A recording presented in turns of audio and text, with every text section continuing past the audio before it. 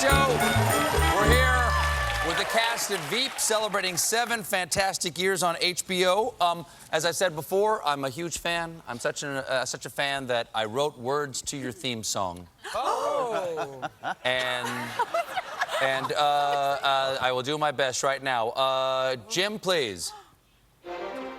Julia Louis-Dreyfus is the VEEP vice president, and then she's not. Scheming and cursing and running down halls. Gary's behind. I like that. I heard that was Catherine there. Now, Sam. That's me. Now, people say terrible things to each other in this, Yes. but your character is actually nice. Richard is a nice person. Yeah. Do you ever feel robbed of your ability to be horrible? I do feel, I want to get some nasty vitriol out there, you know, and like everybody has this chance to get this nastiness out and like call everybody a this and a that, and I'm like, oh, you look lovely. Yeah. What's the meanest thing Sam would say? Uh, I mean, what's the meanest thing Richard would say? Oh. He'd probably be like, uh-oh, your shoelaces are untied. That's unsafe. Judgmental. Probably, you know. Gotta Or think he'd probably like get angry at something like, if somebody was like impolite, then that would be what like sends him off. Like, oh my goodness, you didn't say excuse me. Say excuse me next time. Sarah, you've been with the cast since the very beginning. Yeah. Who has the dirtiest mouth off camera? I think it's Julia. Yeah. Definitely think it's Julia. You're a veteran. First of all, you, Sarah.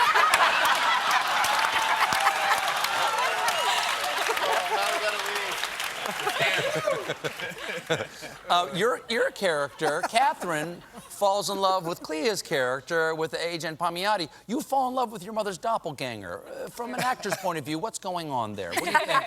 You know, it's interesting because I feel like Catherine, in her own right, exists in this sort of dramatic, stormy universe, and so psychologically, it made sense to me that she would gravitate towards someone who can be like an emotional corrective experience of the toxic relationship that she's otherwise had with her real mother. So I think it's actually sort of healing and also feels emotionally significant.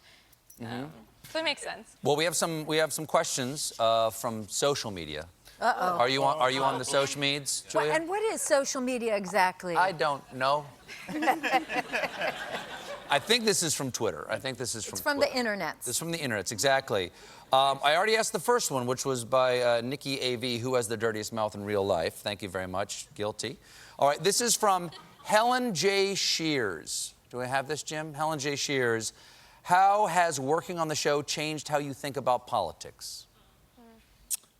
I personally think I have sympathy for the people behind the scenes. I think one of the things the show does well is it humanizes so many lives in D.C. we don't know about, you know. There's people that aren't on TV in front of podiums and running for office, but they're supported by wonderful, hardworking people who get yelled at or abused in the way Selena abuses her staff, which are the first people who responded to the show. So the first season I found where all these people are like, oh my God, thank you.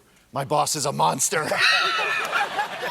You know what I mean? And they felt like we brought to light the lives of those people. And I think that's one of the things I've learned doing the show is there's so many, if you go to DC, you don't run into congressmen, but there's a million lobbyists and assistants and stuff. So most of DC is made up of people you don't see on television. I remember when we went for the dinner, for the correspondence dinner.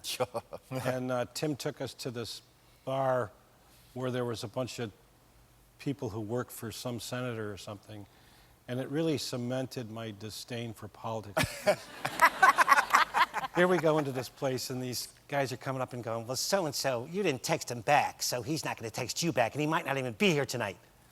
You know, I was like, these are the guys who are a heartbeat away from making decisions that, you know, that are mad that Tim didn't return his texts. I was like, They also... so it was the Tim, glue wait, that... Tim, why didn't you return their text? That's a good question. Kevin was being a jerk. Tell him not to be a jerk, I'll return his text. I thought it was funny. One of the biggest things that I learned about it was the wide-eyed sort of like the the going to Washington, like, I'm gonna change the world. I'm gonna change America for the better. And we would sit down with people and like take staffers out for drinks. And one of them, like after the third drink, was like, you know what my job is? My job isn't even to get my congressperson's ideas out there. My job is to up my rival's day. That's what I do. That's all I have to do is keep them from getting their message out. And I was like, oh, this is awful.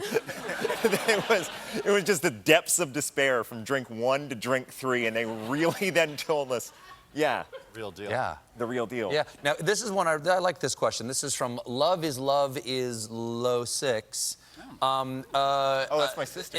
Hey. It says, Selena is a dirty politician, then why do I still root for her?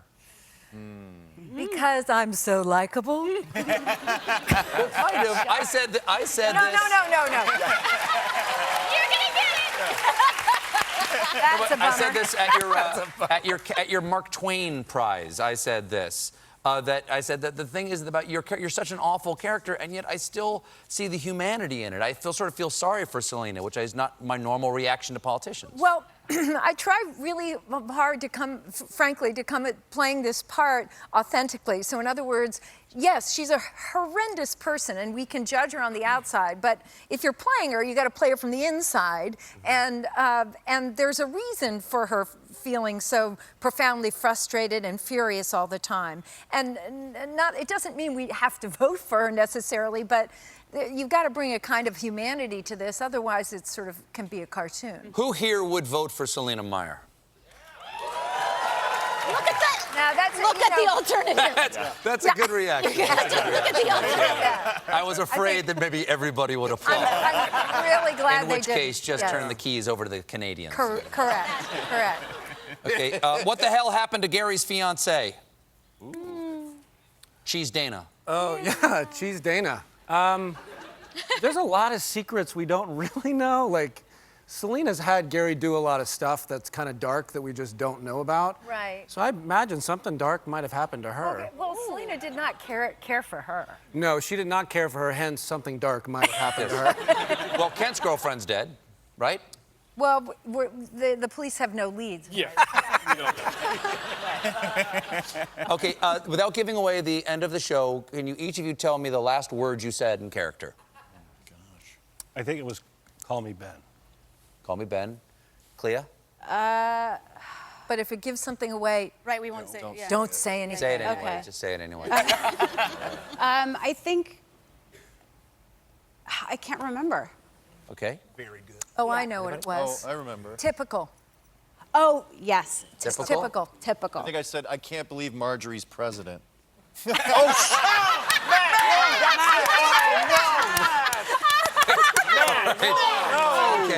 we'll edit that out. We'll edit that out. We have to take a little bit of a break, but when we come back, we'll have an exclusive clip from the series finale of VEEP. Stick around.